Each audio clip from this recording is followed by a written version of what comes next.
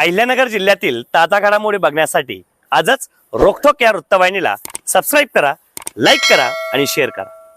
दक्षिणीमुखी श्री सिद्धेश्वर वीर हनुमान पाय पालखी सोहळ्याला कोपरगाव शहरातून उत्साहपूर्ण वातावरणात सुरुवात झाली। श्री सिद्धेश्वर हनुमान देवस्थान येवला येथे जाणाऱ्या या पालखी सोहळ्याचा शुभारंभ बुधवार दिनांक 1 एप्रिल 2026 रोजी रात्री 10 वाजता करण्यात आला। या पालखी सोहळ्याचे अध्यक्ष चेतन सपकाळ असून उपाध्यक्ष साईरूप पवार यांच्या मार्गदर्शनाखाली पालखीचे आयोजन करण्यात आले। यंदा या पाय पालखी सोहळ्याचे 5वे वर्ष असून दरवर्षीप्रमाणे यंदाही मोठ्या उत्साहात सोहळा पार पडत आहे।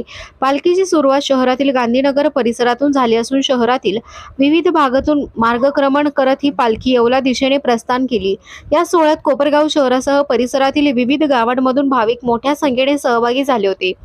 पालखी मार्गावर भक्तिमय वातावरण निर्माण झाले होते। जय हनुमानच्या घोषणांनी परिसर दुमदुमून गेला होता।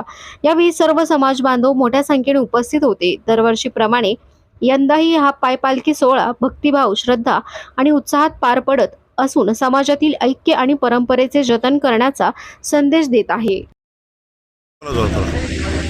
गेल्या 37 वर्षापासून कोपरगाव शहरातून येवला श्री सिद्धेश्वर हनुमान देवस्थान येथे पायी पालखी आणि कावड यात्रा निघत राहते। यावर्षी उत्साहात चेतन सपकाळ यांच्या अध्यक्षतेखाली तसेच साईरूप पवार यांच्या उपाध्यक्षतेखाली व धर्मराज जाधव यांच्या उपाध्यक्षतेखाली मी सागर गरुणे खजिनदार या नेतृत्व निभावत ही पालखी दरवर्षी गेल्या 5 वर्षापासून आम्ही कोपरगाव इथून काढत आहोत। याच्या आधी गंगोत्रीचे पाणी श्री मारुती मंदिराच्या अंगावर टाकून त्याचे स्नान केले जायचे।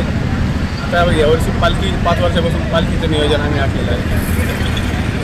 त्याचा समाजातर्फे उत्कृष्ट प्रतिसाद आम्हाला भेटत आहे।